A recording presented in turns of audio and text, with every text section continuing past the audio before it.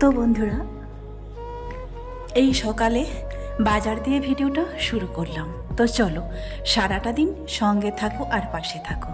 হ্যাঁ, আজকে আমাদের স্পেশাল দিন, স্পেশাল দিনের স্পেশাল রান্নাবান্না, স্পেশাল খাওয়া দাওয়া। হ্যাঁ, আজকে হচ্ছে বন্ধুরা বুধবার।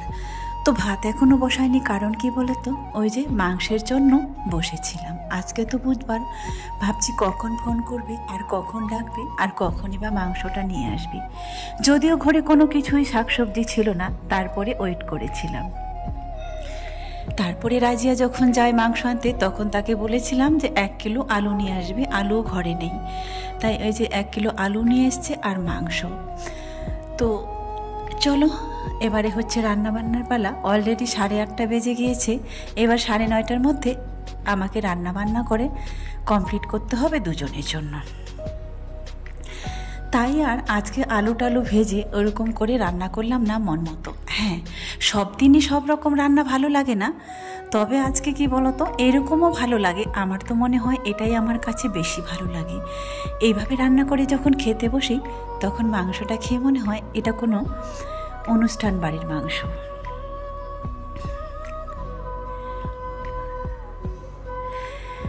এইভাবে হাত দিয়ে কচলে কচলে বেশ কিছুক্ষণ ধরে ম্যারিনেট করে নিলাম।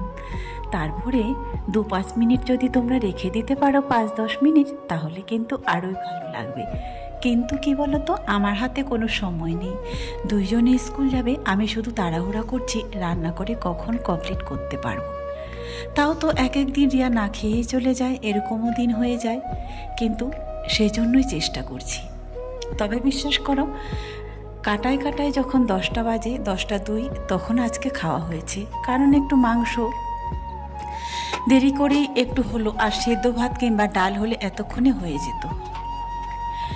তো হয়তো 10টার আগেই খেয়ে বেরিয়ে যেতে পারতো, এই জন্যই আর কি হলো না। আসলে ডাল ছিল, সেটা আমি দেখতেই পাইনি। যদি ডাল আর একটু আলু সেদ্ধ করে দিতাম, তাহলে হয়তো ধীরে সুস্থে খেয়ে যেতে পারতো। তারপরেও বলতো যে না, মাংসটা খেলাম না, আমারও কেমন লাগবে, মাংসটা রান্না করে রেখে দিব, ওরা খেতে পারবে না, এটাই আর কি, তাছাড়া কিছু না। যাই হোক, তবে সমস্যা হয়নি, ঠিক টাইমে পৌঁছেছিল। আর এই তো বলো, তোমাদেরকে বলেছিলাম এই উনুনটা আমার জ্বলছে না। তখন কি করি, ভাতটা যখন ফুটে যায় তখন হচ্ছে এটাই দিয়ে দিই, ওই ভাতের হাঁড়িটা, আর এটা নিয়ে যাই, ধীরে ধীরে হতেই থাকে। একদিকে ভাবছি যে যাই হোক, এই গ্যাসটা একটু কম করে বের হচ্ছে, সেটাই ভালো। আর আমার তো হয়েই যাচ্ছে, তাই না? এরকম করি।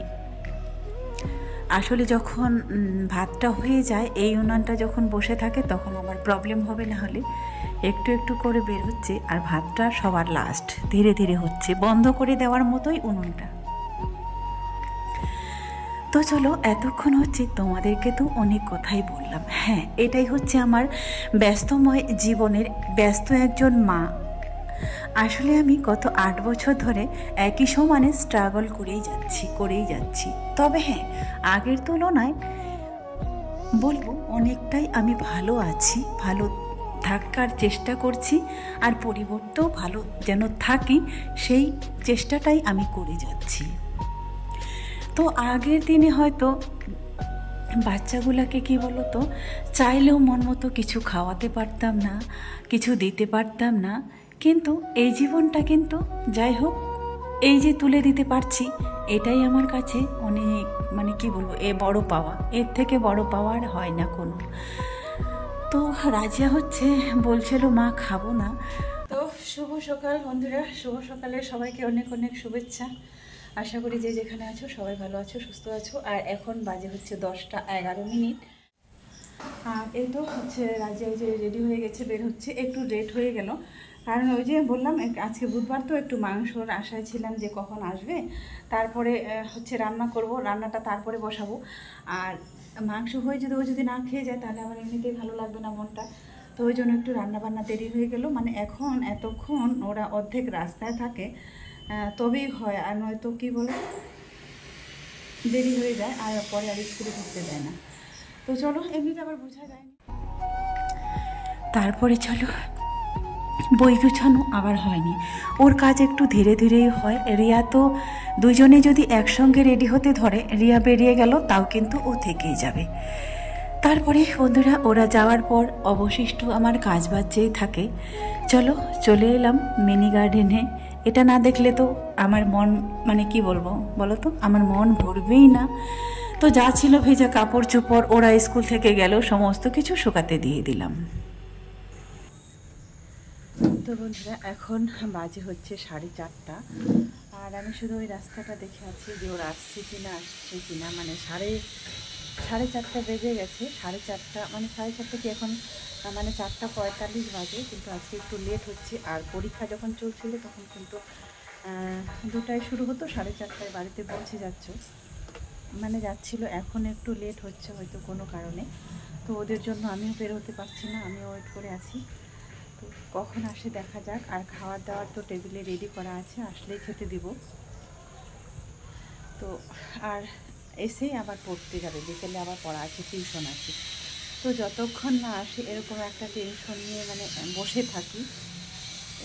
যাওয়ার সময় অতটা হয় না যে পৌঁছে গেছে স্কুলে, আর না পৌঁছালে হয়তো স্কুলে যদি কোনো কিছু হয় সেটারও মানে খবর ফোন করে স্কুল থেকে, আর যদি ভালো ভালো পৌঁছে যায় সেটাও বুঝতে পারি। আর এই যে যতক্ষণ না বাড়িতে এসে পৌঁছায় ততক্ষণ পর্যন্ত একটা টেনশন থাকে। কারণ আগে আনতে যেতাম, কারণ আগে আমি ফ্রি থাকতাম, আনতে যেতাম। যবে থেকে টিউশন সব কিছু শুরু হয়েছে তখন তো আর যেতে পারি না। এরকম বসে বসে চিন্তা ভাবনা করি আর রেডি হয়ে থাকি। চলো। তো বন্ধুরা এখন হচ্ছে সন্ধেবেলা। তো কি বলো তো, ছাদ থেকে আমার হাঁটাহাঁটি কমপ্লিট। আমি মোটামুটি 7:30 থেকে 8টার মধ্যে আমার হাঁটাহাঁটি কমপ্লিট হয়ে যায়। এবার হাঁটাহাঁটি কমপ্লিট হয়ে কি বলো তো, ওর হচ্ছে যেদিন পড়া থাকে সেদিনই হচ্ছে 8টায় চলে আসি, তারপরে যাই। তো ওর কথাই ভাবছিলাম, যেহেতু একটু একটু বৃষ্টি পড়ছে তো ও এলো কি না। তারপরে দেখছি দরজাটা আমি খুলে রেখেছিলাম, কারণ 4:30টায় ঢোকে। তারপরে দেখছি ও চুপ চুপ করে আমাকে চমকে দেওয়ার জন্য ঘরে ঢুকে গিয়েছে। আমি তো অবাক, ভাবছি 5টা বাজতে যাচ্ছে তাও এখনও ঢোকেনি, আর ও চুপ করে এসে ঘরে লুকিয়ে আছে। এই জন্যই চমকে গেলাম। অলরেডি 9:30 বাজতে যাচ্ছে। তো এইমাত্র এই যে দুধটা জাল দিচ্ছি, যেহেতু রিয়া দুধটা আজকে খেয়ে যেতে পারেনি, ওর জন্য জাল দিয়ে যাচ্ছি। আর ওকে আনবো ঠিক 10 কিংবা 5 এরকম বাজবে। তো রাজিয়া ঘরে আছে, তাকেই বললাম যে দুধটা একটু নামিয়ে রাখবে, আমি আসছি। তো বন্ধুরা এখন বাজে হচ্ছে 9:11। আর দেখতে পেলে আমি একটু আগে আসলাম, এসে হচ্ছে দেখছি বাসন টাসন অনেক কিছুই মাজার আছে। থালা বাসন যা ছিল আর কি দুপুরে সারাদিনে সেগুলো সমস্ত কিছু মেজে নিলাম। তারপরে এই যে দুধটাও জাল দিচ্ছি। তো রাজিয়াকে বললাম দুধটা নামিয়ে রাখতে। আর যেহেতু 9টা বেজে গেছে, 9:11, এইটুকু সময় আমার যেতে যেতে লাগবে। তো যাচ্ছি এখন রিয়াকে আনতে। ওর হচ্ছে 9:30টায় ছুটি হবে, কোনো দিনও 10টায় বেজে যায়। তো চলো, এই যে ব্যাগটা নিয়ে নিয়েছি আর রেডি হয়ে গেছি, শাড়িটা পরলাম। আর রাজিয়াকে হচ্ছে বললাম যে দুধটা যদি হয়ে যায় তাহলে নামিয়ে রাখবে, ও আসলে খাবে। রাতের বেলা এখন আর কোনো কিছু খাওয়ার করবো না। রিয়া যদি খেতে চায় তাহলে মুড়ি খাবে, ও একটু আগে মুড়ি খেয়ে গেল। আর যা ভাত ছিল ওরা তো মানে 4:30টার দিকে এসে খেলো রাজিয়া, আর মনে হয় রাতের বেলা খাবে না। যদি খায় তাহলে এসে রান্না করব, আর যদি না খায় তাহলে আর করবো না। কালকে হচ্ছে বৃহস্পতিবার, স্কুল আছে, একবার সে সকালে রান্না করব। তো চলো, দিনের কাজ চুকিয়ে রাতের বেলা বেরিয়ে গেলাম। রাতেও কাজ আমার, দিনেও কাজ। তো চলো এবারে হচ্ছে যাচ্ছি রিয়াকে আনতে, নিচে নামছি। আসলে উপর থেকে নিচে নামা, নিচ থেকে উপরে ওঠা, যারা শুধু উপরে দোতলায়, 4তলায়, 3তলায় যারা থাকো তারাই কষ্টটা বুঝে। দোতলায় ঠিক ততটা একটা সেরকম লাগে না, 3তলাটাই বেশি লাগে। আমি আগের এক ভিডিওতে বলেছিলাম 9:30টায়, যেহেতু শহরের এক কোনায় এই গ্রাম না বলতে গেলে এটাও বস্তিই বলে একটা এলাকা আর কি, বস্তিও না, একটা এলাকায় বলতে গেলে পঞ্চায়েত এলাকা এটা, কিন্তু সামনে যে বস্তিটা আছে তার জন্য তারা 9:30টায় সবাই ঘুমিয়ে পড়ে। এলাকাটা একদম শুনশান, দেখতে পাচ্ছ রাস্তায় কোনো লোকজন নেই। তো এটা আবার যখন পেরিয়ে যাব তখন আবার দেখবে প্রচুর লোক, মানে মেন রাস্তার দিকে গেলে দেখবো প্রচুর লোক।